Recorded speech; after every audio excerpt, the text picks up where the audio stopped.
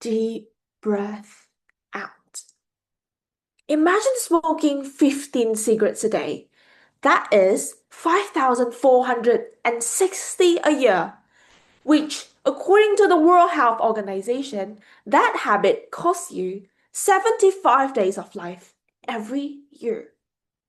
Yet, millions are losing those 75 days without ever lighting a single cigarette. Because chronic loneliness damages the human body as severely as smoking 15 cigarettes a day. In today's speech, I want to do a couple of things. First, I'm going to show you how loneliness has infiltrated modern life and become normal. Second, I'm going to review what loneliness is doing to the human body and brain in ways we can no longer ignore. And finally, I'll show you what actually works by treating loneliness as a healthcare crisis, prescribing social connection, and teaching emotional literacy before silence turns fatal. But before the theory, let's imagine a person. Let's call her Laura. Laura wakes up to the dim blue glow of her phone. Before she stretches, she has been scrolling. She listens to a podcast in the shower, eats with YouTube, or just to avoid silence. And after a whole day of people and noise, she realizes the only voice she truly heard all day was the one in her head. Laura's so specific, but she isn't. Because based on how we live, how we scroll, and how we replace presence with noise, we all could be Laura. Now, on to my first point, how loneliness became normal. 1 in 6 people globally experiences significant loneliness. Among young adults, it's 1 in 2. Two shifts explain this. The first shift was digital. Technology promised the so-called connection. Yet, what it delivered was stimulation without depth. The average adult today spends out to 6 hours on screen per day. Yet, studies consistently show that despite more messaging, more platforms, people still feel less emotionally supported. Why? Because digital media is built for speed, not listening, reach, not depth. So we became reachable, but not felt. The second shift was cultural.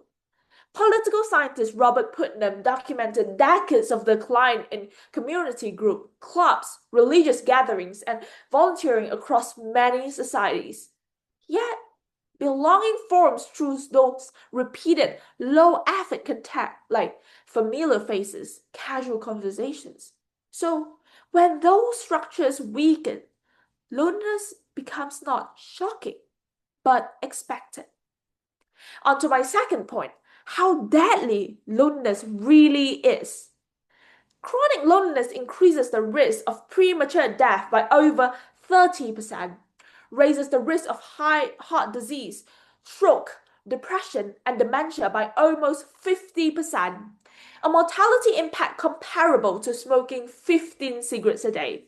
And according to the World Health Organization, loneliness contributes to over 870,000 deaths every year worldwide. That is one death every 40 seconds. But what is happening biologically? When the brain senses prolonged isolation, it doesn't think I'm sad. It thinks I'm not safe. So it triggers the stress response like a fire alarm that never shuts off. Cortisol floods the body, blood vessels stiffens, inflammation spreads, immune system weakens, and at the same time, the brain rewires itself. Fear centers become hyper alert. Silence feels like rejection. So people stop connecting, and withdrawal deepens loneliness.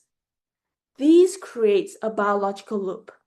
Stress fuels isolation, isolation fuels stress, and the body slowly breaks down. On to my third point, what actually works. This solution operates at 3 levels: the healthcare, social infrastructure, and emotional education. First, we need to treat loneliness as a healthcare crisis. The United Kingdom recognized this problem when 9 million Britons reported chronically lonely. The government even appointed a minister for loneliness. Clinics began screening for loneliness just like they screen for blood pressure or diabetes. Thousands of community programs were funded to rebuild social connections, and the results were striking. Doctors' visits fell by 28%, community participation soared by nearly 70%, and every pound invested saved up to £4 in future healthcare costs. So the impact is measurable. When loneliness becomes a public health priority, connection becomes policy, and health improves. Second, we need to prescribe social connection. In countries like England, Australia, and the Netherlands, doctors now use something called social prescribing. A patient visiting a clinic isn't only asked about physical symptoms. They're also asked, how often do you feel isolated?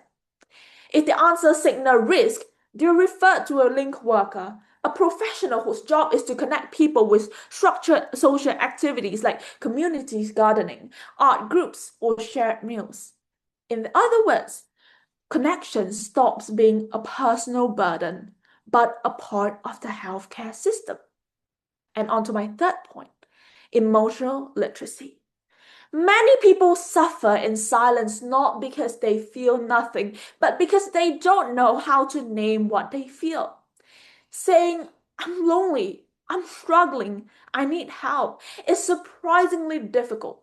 Hence, teaching young people how to recognize the stress, how to ask for help, and how to build healthy relationships turns invisible suffering into visible need. And visibility saves life. So here's my call to action. Look up, reach out, stay. 3 actions, simple but life-changing. Because loneliness is healed by ordinary kindness offered constantly. So I have a task for all of you today. Tonight, before the day ends, message one person, someone you haven't spoken in for a while, someone whose silence feels unusual. Tell them, I thought of you today. Loneliness can steal 75 days from your body, but one act of connection, one message, and one moment of presence can give years back to someone's life, and it might save yours too. Thank you.